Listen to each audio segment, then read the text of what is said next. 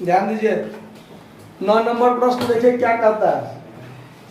9 number में है कि उस गुणोत्तर श्रेणी को ज्ञात कीजिए जिसके अनंत पदों का योग 3 हो और दूसरा पद क्या हो तो -18 हो। तो अनंत पद में यानी पद का कोई निर्धारण नहीं है कि कितने पदों का, अनलिमिटेड पद।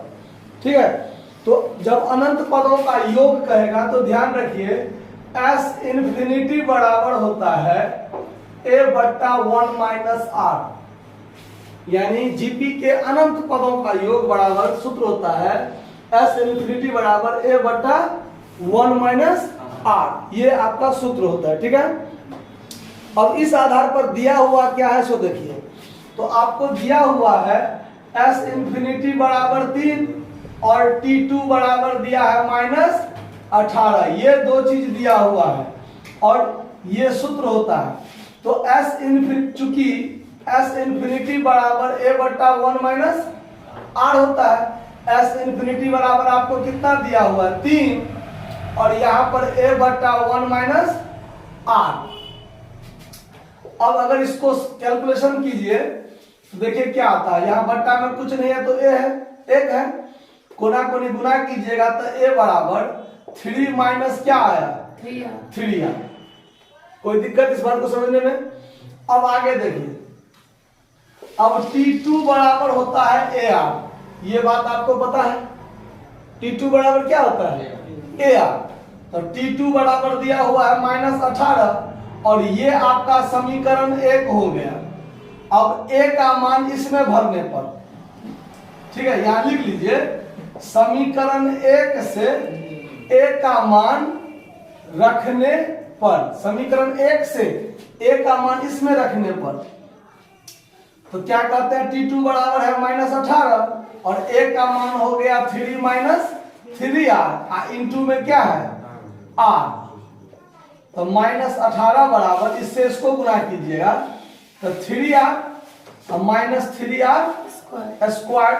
अब इसको इधर ले आइए, यहां से गुणनखंड तोड़ने वाली बात होगा यहीं पर। फिलहाल इसको इधर ले आइए तो 3R स्क्वायर प्लस में माइनस में 3R और माइनस में 18 पहले से इधर है ना।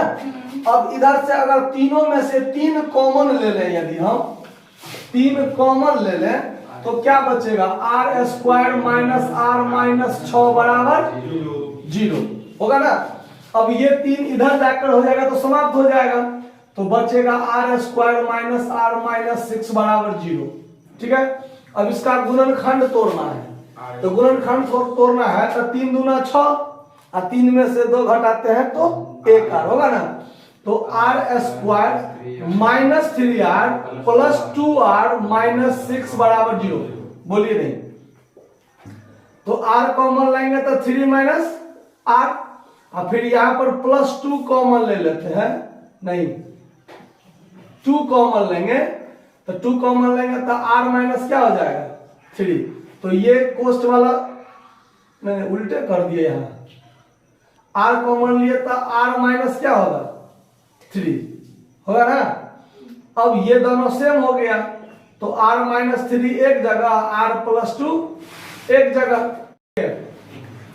जब R - 3 और R +3 आ गया तो अब क्या कीजिए, अब लिखिएगा यदि R - 3 बराबर 0 तो R बराबर क्या हुआ 3 और फिर लिखिएगा यदि R + 2 बराबर 0 तो R बराबर -2।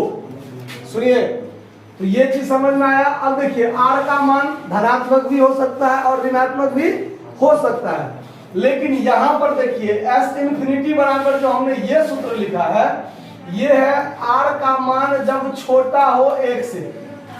R का मान जब छोटा हो 1 से तो कहने का मतलब R बराबर जब -2 होगा तो ये वाला आपका आंसर क्या हो जाएगा अमान्य हो जाएगा, क्योंकि इस कंडीशन के हिसाब से R का मान 1 से क्या होना चाहिए छोटा होना चाहिए।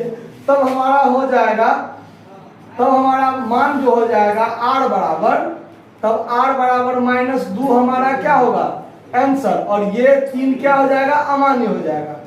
अब A का मान अगर निकालिएगा तो A का मान देखिए क्या है 3 - 3 तो 3 माइनस 3 इंटू माइनस 2 रखिएगा तो 3 प्लस क्या हो जाएगा 6 इक्वल टू 9। अब इस आधार पर जो आप निकालिएगा जीपी, तो जीपी बराबर पहला पद क्या होता है ए, तो ए का मान क्या है 9 और आर का मान है -2। इसमें -2 से गुना कीजिए -18, फिर 18 में -2 से गुना कीजिए -18 में तो +36 और 36 में फिर आप -2 से गुना कीजिएगा तो -72। अब ये आधार पर आपका ये जीपी क्या हो जाएगा आंसर हो जाएगा। समझ में आ गया बात, नोट कर लीजिए। धन्यवाद।